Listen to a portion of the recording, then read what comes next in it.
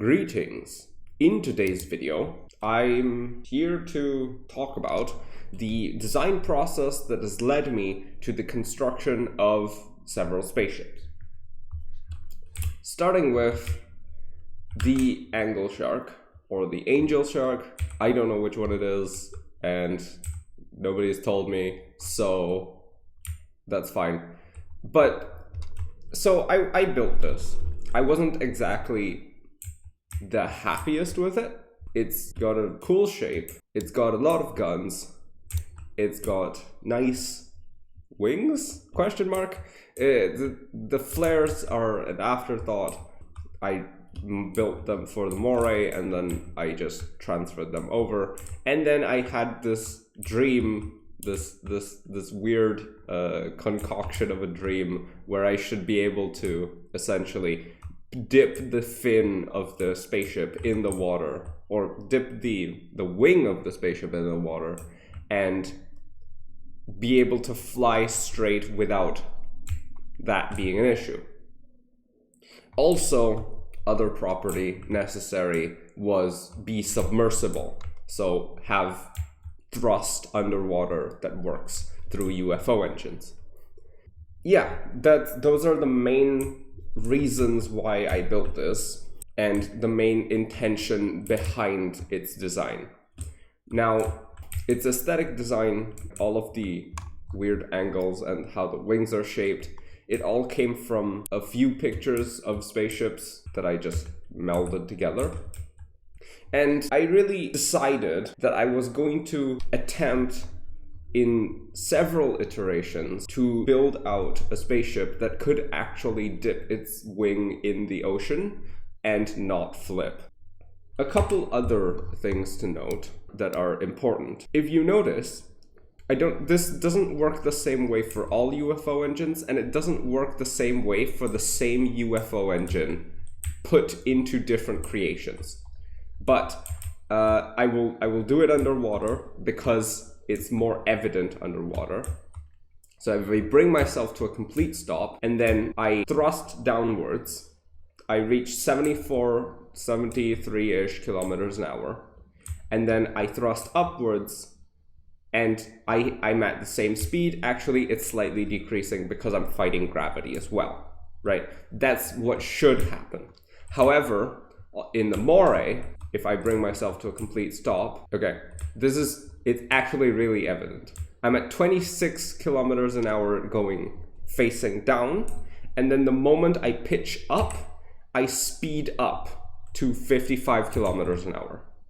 This is because UFO engines very weird, essentially, and sometimes they stop working or stop providing thrust when you're pitched down. Now, I don't know why that happens.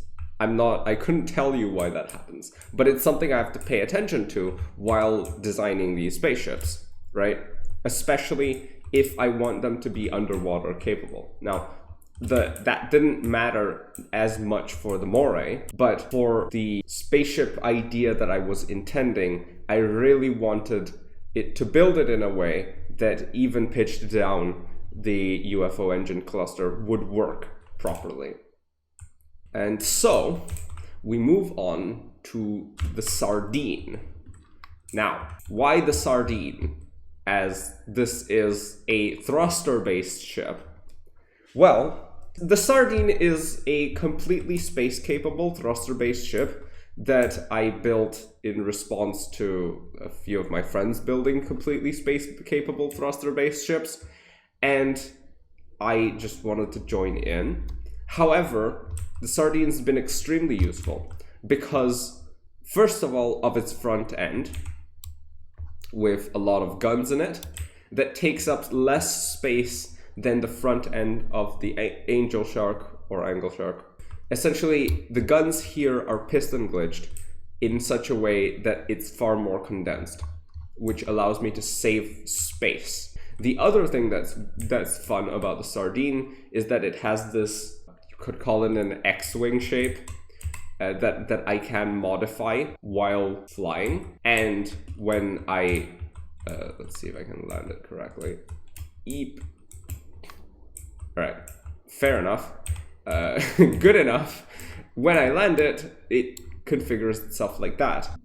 I built the Sardine, and then I decided that this sort of wing configuration was going to be the one that I was moving forward with, because the wings on the angel shark or angle shark are static, and I wanted to give them some flow. Therefore, we move on to, I guess, the third prototype. As you can see, the front of it is the same as the Sardines, but the purpose of it is the same as the angle sharks, because the Sardine is thruster based, so it cannot be in water. Now, I tried a few things with this.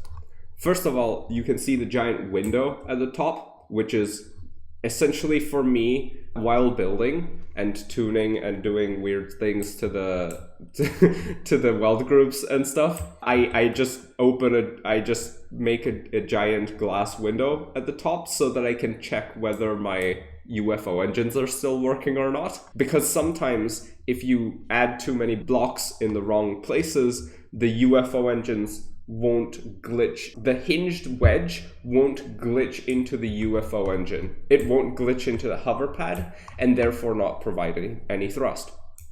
This is completely drag glitched because I wanted speed. Also, one thing that I thought was that more speed would give me a better result when attacking the water. Completely submersible, a lot of guns, but the main purpose, if I can get it, there, is to be able to, this is difficult for me. Like, I don't have the dexterity for this, but I try. Yeah, so the main purpose is essentially something, come on, something like this. And there we go. And as long as I'm moving at a relatively slow speed, it's doable, it's feasible. Now, this is obviously less of a problem with the spaceship, it's more of a problem with my hands cannot keep up with the thing that I'm asking them to do. But it can do it. It just has to remain within like 300 kilometers an hour before the resistance on the wing basically overpowers the hover pads. Also, one thing I tried was completely drag glitching the tip of the wing on the sides and above and below, and that didn't have the effect underwater that I was expecting it to, which is strange, to be completely honest. The water receives a partial drag glitch. I'm not entirely certain, but I've experimented with it a little bit, and it does seem that the ocean only partially receives the effects of drag glitch, which is, I don't know what to make of that, really. Point being, I made a fourth spaceship. Where the previous prototype basically almost reached the speed of sound, I was determined that this one was going to. So it does go supersonic. Its steering doesn't utilize any rotating servos on the hover pads, because also at higher speeds, it gives more control to have your hover pads static. Rotating servos on the hover pads make it a little bit more twitchy. The way that I know that this is an improvement over the previous one, if you look at the two, this one is clearly a lot more streamlined than this chonky boy. Obviously, the wing design has become far more elaborate. The way that the wings fold up and the way that I've built the wings onto the body from this to this has improved drastically. Then another couple things that are better are my placement for the thrusters, because I do have assistance. I do have thrusters in both of these because just they help a lot. Yeah. And then the last thing to note is the difference between having rotating servos on the hover pads here and no rotating servos, but a lot more gyro assistance over here. And obviously, this one's better for higher maneuverability, but it makes it less controllable. And this one, just not having any rotating servos and having more gyros, makes it more controllable and more fine-tunable, but less useful if you want to dogfight, which is a little bit weird because I do have 8 guns in the front, and then I've built something that can't dogfight. But again, not the main purpose. And then the other thing is, because this one I wanted to dogfight, it's a lot heavier. As you can see, it doesn't really like come off the ground really well. I have to kind of thrust upward, and it's like completely neutrally buoyant, sort of. And this one has this is a triple layer of shields because I wanted to try doing that. Whereas my other friend over here slightly lifts. On this one, it's much more evident that it's not just neutrally buoyant. It's not just really heavy. It does go up a little bit, which makes it easier to pilot. And it just has a single layer of shields because I decided not to go insane trying to add triple layers of shields to things.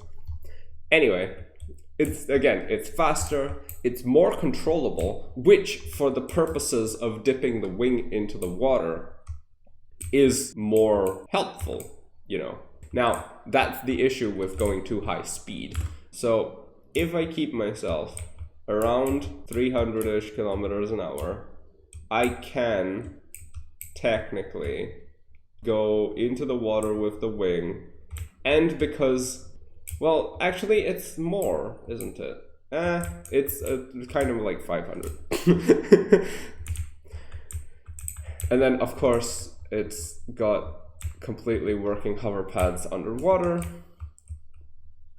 And this effect, because this one's far more controllable and it doesn't use the rotating servos on the hover pads, I have a better time maintaining this effect which I wanted to find or achieve.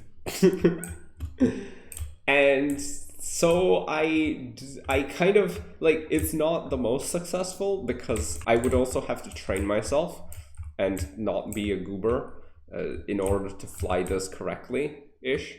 But as far as the creation goes, this is the thing that I wanted. Yeah, and for short stretches, I can actually dip the wing into the water as long as I'm around like 300, 400 kilometers an hour. I can dip the wing into the water without absolutely dying. which is the goal, which is the awesome goal, and I'm glad that I've done the thing. But yeah, this is another video to the point of just start over, finish, start over, finish, start over, do it again but better. Don't dwell too much on a single creation and attempt to perfect it or refine it until it's perfect, because you will achieve so many more interesting results by just starting over and then starting over again and then doing a whole bunch of new things. And there you go. That's been my showcase and look into how I create things, how my thought process works, how my evolution process works between creations of the same kind. I hope you've enjoyed. Thank you for watching, and I will see you in the future.